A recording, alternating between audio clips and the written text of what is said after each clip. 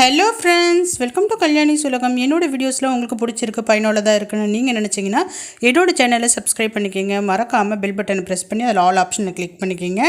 இந்த வீடியோ பார்த்தீங்கன்னா கொஞ்ச நாளைக்கு முன்னாடி நம்ம சப்ஸ்கிரைபர் பார்த்தீங்கன்னா ப்ரீ மிக்சர் கேட்டிருந்தாங்க. ஸோ அவங்களுக்காக இந்த பொடி பார்த்தீங்கன்னா செஞ்சு காமிக்கிறேன். இந்த பொடி ஒன்று இருந்தால் போதுங்க, நம்ம எந்த குழம்புமே இல்லைனாலும் பரவாயில்ல, இந்த ஒரு பொடியை வச்சு நம்ம அட்ஜஸ்ட் பண்ணிடலாம் அப்படின்றதோட டேஸ்ட்டாகவே சாப்பிட்லாங்க. இதுக்கு பார்த்தீங்கன்னா நெய் அப்படி இல்லைன்னா நல்லெண்ணெய் விட்டு சாப்பிட்டோன்னா ரொம்ப சூப்பராக இருக்கும். சரி, வாங்க செய்யலாம். முதல்ல பார்த்திங்கன்னா 1 கப்பு அளவுக்கு பார்த்திங்கன்னா நான் துவரம்பருப்பு எடுத்திருக்கேன். இந்த துவரம்பருப்பை பார்த்திங்கன்னா நல்ல ஒரு அடிகனமான பாத்திரத்தில் வச்சு நல்லா வறுத்து எடுத்துக்கலாங்க.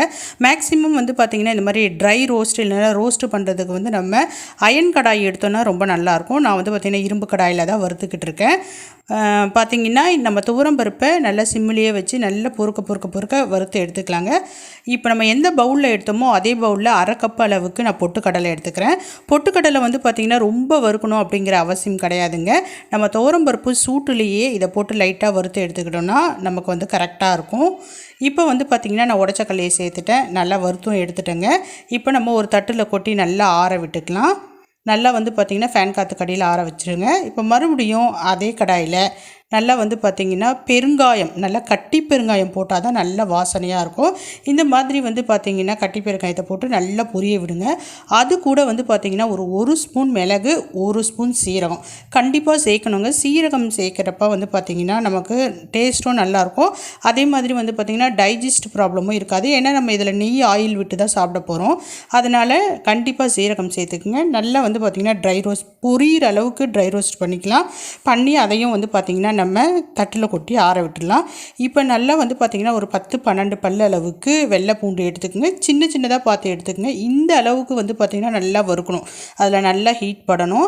இப்போ பார்த்திங்கன்னா 10லேருந்து 15 அளவுக்கு காஞ்ச மிளகாவை போட்டு நல்லா வறுத்து எடுத்துக்கலாம். அது கூடவே கொஞ்சமாக பார்த்திங்கன்னா கறிவேப்பிலை சேர்த்துக்குங்க. கறிவேப்பிலை எவ்வளோ சேர்க்குறமோ ருசியாக இருக்கும். பட் பார்த்திங்கன்னா கலர் கொஞ்சம் க்ரீனிஷாக தெரியுங்க. பருப்பு பொடினாலுமே கொஞ்சம் கலர்ஃபுல்லாக இருக்கணும், அதனால் கருவேப்பிலை கொஞ்சமாக சேர்த்துக்குங்க. இது கூட பார்த்திங்கன்னா உப்பு, கல் உப்பு சேர்த்து லைட்டாக வறுத்துக்குங்க. இப்போ நான் இரும்பு கடாயில் வறுக்கிறேன் அப்படிங்கிறதுனால நான் என்ன பண்ணுறேன்னா வறுத்துட்டு ஸ்டவ் ஆஃப் பண்ணிவிட்டு ஒரு 10 நிமிஷம் அப்படியே விட்டுடுவேன். அந்த அனல்லையே இருக்கிறப்ப இந்த மிளகாய் சரி, பூண்டு சரி, கறிவேப்பிலை, உப்பு இது எல்லாமே நல்லா வறுபட்டுரும். நிறம் பார்த்திங்கன்னா மாறவே மாறாது, நல்லா இருக்கும். அதனால தான் பார்த்திங்கன்னா நான் இரும்பு கடாயை பயன்படுத்துங்க அப்படின்னு சொல்கிறேன். இதை பார்த்திங்கன்னா நம்ம லைட்டாக எண்ணெய் விட்டு கூட இப்போ நான் பண்ணுற ஐட்டத்தை வறுத்துக்கலாங்க. ஆனால் எண்ணெய் விட்டு செய்கிறப்ப இந்த பொடி பார்த்திங்கன்னா கொஞ்ச நாள் ஆனோடனே ஒரு மாதிரி எண்ணெய் ஸ்மெல் வரது, சிகுடு ஸ்மெல் வரதுக்கு வாய்ப்பு இருக்குது. அதனால் நீங்கள் ஃபுல்லுமே பார்த்திங்கன்னா ட்ரை ரோஸ்ட் பண்ணி நம்ம டப்பாவில் போட்டு நல்லா ஒரு ஏர்டைட் கண்டெய்னரில் போட்டு நம்ம ஸ்டோர் பண்ணி வச்சுக்கிட்டோம்னா ரொம்ப நாளைக்கு கெடாது, ரொம்ப யூஸ்ஃபுல்லாக இருக்கும். இப்போ எப்படி அரைக்கணும்னு சொல்கிறேன் பாருங்கள். முதல்ல பார்த்திங்கன்னா அந்த காஞ்ச மிளகாய், பூண்டு, பெருங்காயம், மிளகு, சீரகம், உப்பு இது எல்லாத்தையும் முதல்ல பார்த்திங்கன்னா ஒரு ஓட்டு எடுத்துடலாம்.